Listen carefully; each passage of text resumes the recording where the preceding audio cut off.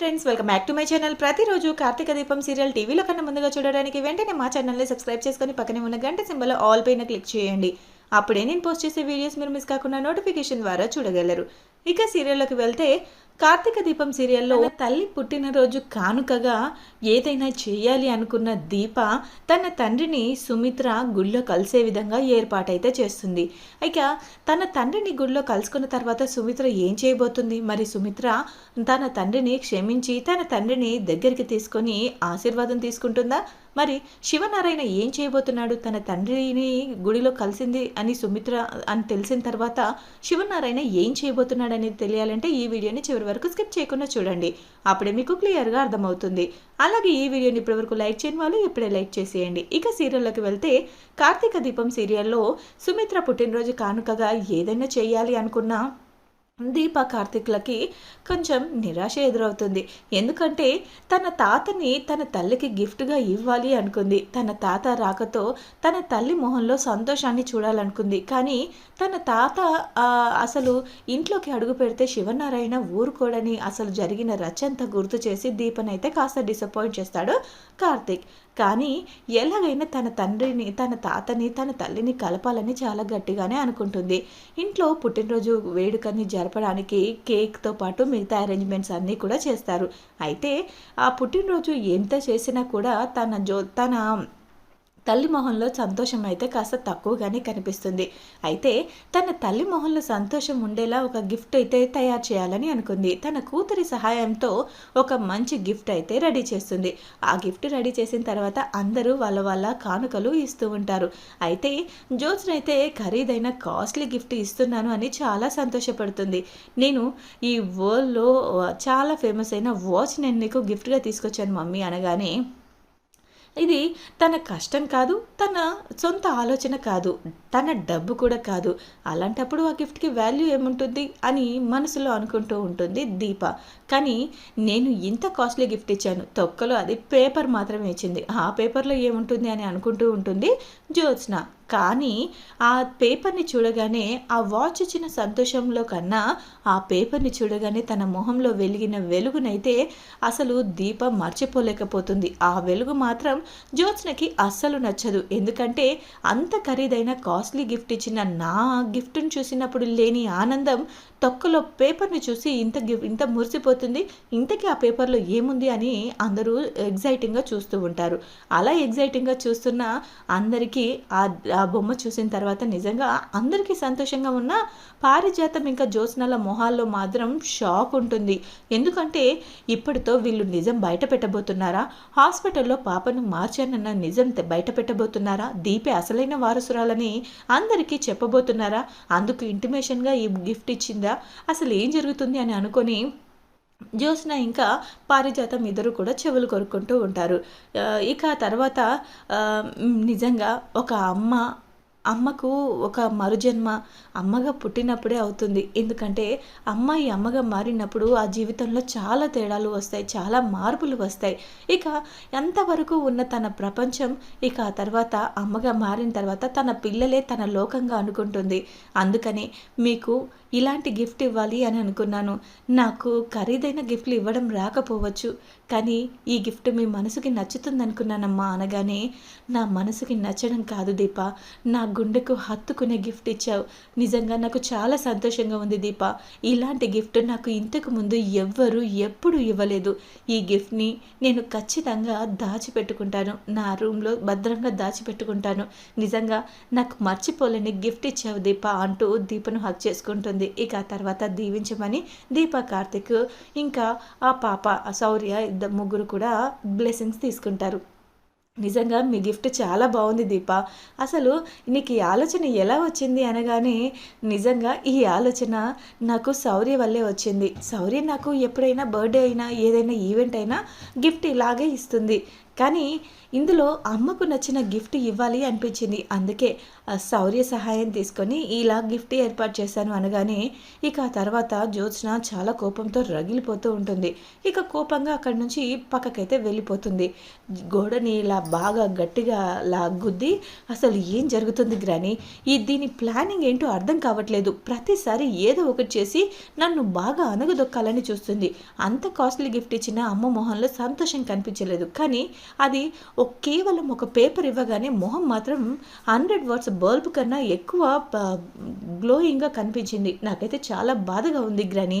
అసలు ఆ దీపని ఇంటి నుంచి కాదు, ఈ లోకం నుంచి తీసేస్తేనే అప్పుడు నా లైఫ్ బాగుంటుంది అని అనుకొని చాలా గట్టిగా అనుకుంటుంది. ఆ తర్వాత దీప, నేను గుడికి వెళ్తున్నాను, తోడుగా నువ్వు వస్తావా అని అడగాలని అనుకుంటూ ఉంటుంది సుమిత్ర. కానీ అంతలోనే దీపే వచ్చి, అమ్మ నేను గుడికి వెళ్తున్నాను, ఈరోజు మీ పుట్టినరోజు కదా, అర్చన చేయించాలనుకుంటున్నాను, మీరు నాతో వస్తారా అనగానే దీప, నేను ఎగ్జాక్ట్గా ఇదే అడగాలనుకుంటున్నాను, గుడికి వెళ్ళాలనుకుంటున్నాను, తోడుగా నేను తీసుకెళ్దాం అనుకున్నాను, నువ్వే నన్ను తోడుగా తీసుకెళ్ళమని అడిగావు, నిజంగా చాలా హ్యాపీగా ఉంది, మన ఇద్దరి ఆలోచనలు ఒకటి దీప అంటూ సుమిత్ర మురిసిపోతూ ఉంటుంది.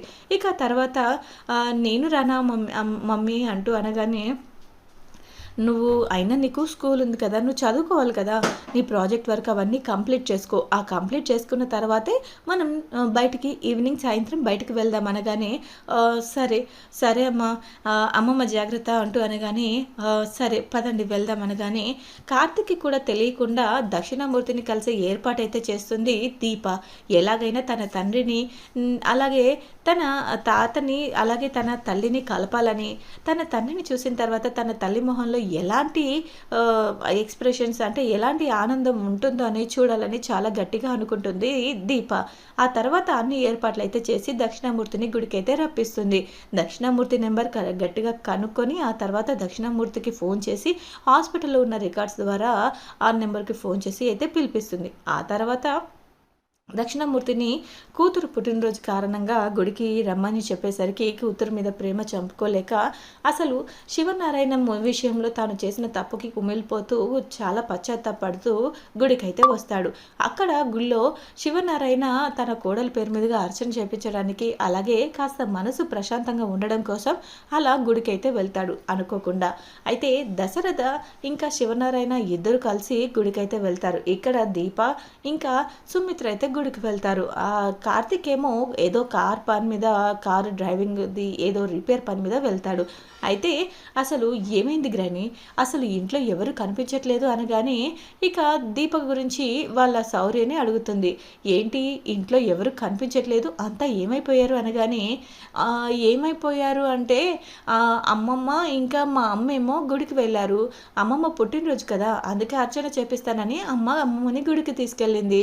ఇక తాత ఇంకా ముద్దుల తాత ఏమో బయటికి వెళ్ళారు, ఇక డాడీ ఏమో కార్ ఏదో రిపేర్ చేయిస్తానని వెళ్ళారు అనగానే అవునా, అంటే ఇప్పుడు నువ్వు మీ నానమ్మ మాత్రమే ఉన్నారా ఇంట్లో అనగానే జో అలా ఎలా అవుతుంది, నేను మా నానమ్మ మాత్రమే ఉండడం ఎలా అవుతుంది, నువ్వున్నావు కదా అలాగే మీ గ్రాని కూడా ఉంది కదా అనగానే ఏంటి అనగానే దీని తెలివితేటలకి చస్తున్నాను అంటూ మనసులో గొనుక్కొని ఆ తర్వాత ఏంటత్తా ఏదో ఆలోచిస్తున్నావు అనగానే ఏం లేదు, మళ్ళీ కొంప మీదకి మళ్ళీ ఏం తీసుకొస్తావో అని ఆలోచిస్తున్నాను, నిన్ను చూస్తుంటేనే భయం వేస్తుంది, రోజు రోజుకి నువ్వు మరీ దిగజారిపోతున్నావు, అయినా రోడ్డు మీద ఎవరితో పడితే వాడితో గొడవ పెట్టుకుంటున్నావు, వాళ్ళేమో ఇంటికి వస్తారు గొడవ పెట్టుకోవడానికి, అసలు నువ్వు మారవా అంటూ అనగానే అత్త ఆపుతావా, ఇంకా నిన్నేదో పలకరిద్దామని వస్తే నువ్వు నా తప్పులు నెత్తి చూపిస్తూ నా జీవితాన్ని తప్పులతోగా ఉన్నట్టుగా మాట్లాడుతున్నావు, అసలు ఇది ఎంతవరకు కరెక్ట్ అత్త అనగానే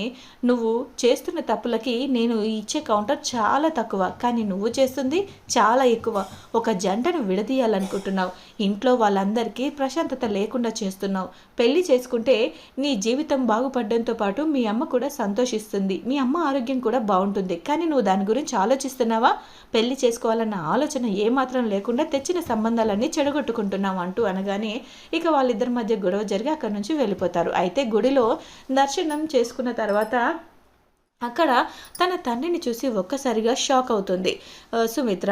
అయితే దీప సుమిత్రని తన తండ్రిని కలిసే ఏర్పాట్లు చేసిందని తెలిసిన తర్వాత చాలా కోపంగా ఉంటుంది. కానీ తన తండ్రిలో మార్పు వచ్చిందని తన తండ్రిని చూసిన తర్వాత ఎలాగైనా కన్న కూతురికి తన తండ్రి మీద ఎంత అభిమానం ఉంటుందో తెలిసి అంతా చూపిస్తుంది. నన్ను క్షమించమ్మా, మీ మామయ్య గారి విషయంలో నేను చాలా పెద్ద తప్పు చేశాను. అది నిజంగా తెలుసుకునేసరికి ఇంత సమయం పట్టింది. నేను అన్నీ కోల్పోయినట్టయింది. కానీ నాకు నిజంగా శివనారాయణ కాళ్ళ మీద పడి క్షమాపణ చెప్పాలనుంది. కానీ ఇప్పుడు నన్ను చూస్తే తను ఎలా ఫీల్ అవుతాడో కూడా తెలియదు. అందుకనే నేను మీ ఇంటికి వచ్చే సాహసం చేయలేకపోతున్నాను. నేను రావడం వల్ల నీ ఆరోగ్యం కూడా క్షీణిస్తుందని నాకు భయంగా ఉంది. ఆ రోజు నువ్వు కళ్ళు తిరిగి పడిపోయినప్పుడు నేను చాలా భయపడ్డాను. కానీ ఇక మీదట నా వల్ల నీ జీవితం ఏమీ కాకూడదని, నీ ఆరోగ్యం తినకూడదని అలా చేశాను. నన్ను క్షమించమ్మా. నీ లైఫ్లో నేను చాలా ముఖ్యమైన పాత్ర వహించాను. కానీ అది నీ లైఫ్లో ఎప్పటికీ కలవకూడదు అనుకునేంత రేంజ్లో మారిపోతుందని అస్సలు అనుకోలేదు. నా కూతురు సంతోషంగా ఉండాలి అనుకున్నాను. అది కన్నతండ్రిగా నేను చేసిన తప్పయింది. నన్ను క్షమించమ్మా. ఇప్పుడు నీ జీవితంలో నువ్వు ఏది కోల్పోవడానికి వీల్లేదు. అన్నిట్లో నీకు తండ్రిగా నేను భుజం తట్టి నీ వెంటే ఉంటాను. నన్ను నమ్మమ్మా, నన్ను క్షమించు. కావాలంటే నేను మీ మామయ్య గారి కాళ్ళ మీద పడతాను, కాళ్ళ మీద పడి క్షమాపణ అడుగుతాను అంటూ తన కూతురు చేతులు పట్టుకొని మరీ క్షమాపణ అడుగుతాడు.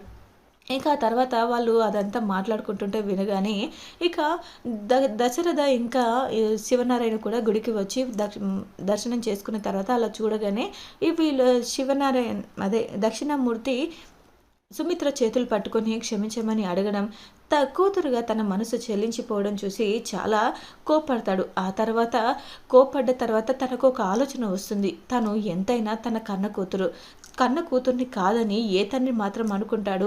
వాళ్ళిద్దరిని విడదీసిన పాపం నాకెందుకు అని అనుకుంటూ వాళ్ళు ఏం మాట్లాడుతున్నారో వినాలని అనుకుంటాడు. నిజంగా శివనారాయణది చాలా పెద్ద మనసు. నిజంగా నేను ఎంత శత్రువునో ఆయనకు తెలుసు. కానీ శత్రువునని తెలిసినా కూడా నన్ను బ్రతికించదు.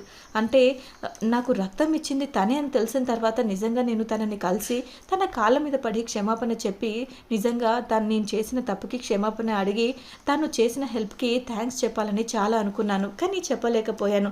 ఎందుకంటే ఆవేశంలో తన ఆరోగ్యం ఏమైపోతుందో అని భయపడ్డాను. అలాగే నీ గురించి కూడా ఆలోచించానమ్మా. కూతురుగా నువ్వు నిజంగా నాకు అన్నీ చేసినా కూడా నేను అప్పుడున్న పొగరు ఇంకా ఆవేశంతో నేను చాలా పెద్ద తప్పు చేశాను. ఒక ప్రాణం పోవడానికి కారణమయ్యాను అంటూ ఇక చెప్పగానే దీప అదంతా విని, ఏంటి తాతయ్య అసలు ఏం జరిగింది అంటూ అనగానే, అదంతా నీకెందుకు దీప, ఇప్పుడు అవన్నీ అవసరం లేదు. నన్ను క్షమించు నాన్న. నిన్ను తండ్రిగా నేను యాక్సెప్ట్ చేయగలను, కానీ ఆ ఇంటికి నిన్ను తీసుకెళ్లేంత ధైర్యం నాకు లేదు నాన్న అంటూ అనగానే ఇక తర్వాత ఇంటికైతే వెళ్ళిపోతారు. అయితే శివనారాయణ అయితే సుమిత్ర తనని క్షమించిందని, సుమిత్ర మనసులో తన తండ్రిని దగ్గరికి తీసుకోవాలనుందని, తనకు ఇష్టం లేకపోయినా తన మనసుకి నచ్చే గిఫ్ట్గా ఇవ్వాలని అనుకుంటూ ఉంటాడు శివనారాయణ. అయితే ఇక ఇంటికి వెళ్ళేసరికి దీప ఇంకా సుమిత్ర ఇద్దరు ఇంటికి వెళ్తారు. తన కోడలికి ఎప్పటికీ మర్చిపోలేని గిఫ్ట్ ఇవ్వాలని, తన సంతోషంగా ఉంటే చూడాలని ఉంది అని తన తండ్రిని దక్షిణామూర్తిని ఇంట్లో తీసుకువచ్చి తనకైతే గిఫ్ట్గా ఇస్తాడు. మరి ఇక చూడాలి తర్వాత ఎపిసోడ్లో ఏం జరగనుందో. మరి ఇప్పటికీ దక్షిణామూర్తితో గొడవని మర్చిపోయి దక్షిణామూర్తిని దగ్గరికి తీసుకొని వియ్యంకులుగా మారిపోబోతున్నారా? మరి ఏదో తన కోడల కోసం మాత్రమే దక్షిణామూర్తిని ఇంటికి తీసుకొచ్చి ఇంట్లో పెట్టుకున్నాడా అనేది తెలియాలంటే తర్వాత ఎపిసోడ్ వరకు వేచి చూడాల్సిందే. ఈ వీడియో కనుక మీకు నచ్చినట్లయితే లైక్ చేసి షేర్ చేయండి. మా ఛానల్లోని మరెన్నో లేటెస్ట్ అప్డేట్స్ కోసం వెంటనే మా ఛానల్ని సబ్స్క్రైబ్ చేసుకొని పక్కనే ఉన్న గంట సింబల్లో ఆల్ పైన క్లిక్ చేయండి. అప్పుడే నేను పోస్ట్ చేసే లేటెస్ట్ అప్డేట్స్ వీడియోస్ మీరు మిస్ కాకుండా నోటిఫికేషన్ ద్వారా చూడగలరు. Thanks for watching my video.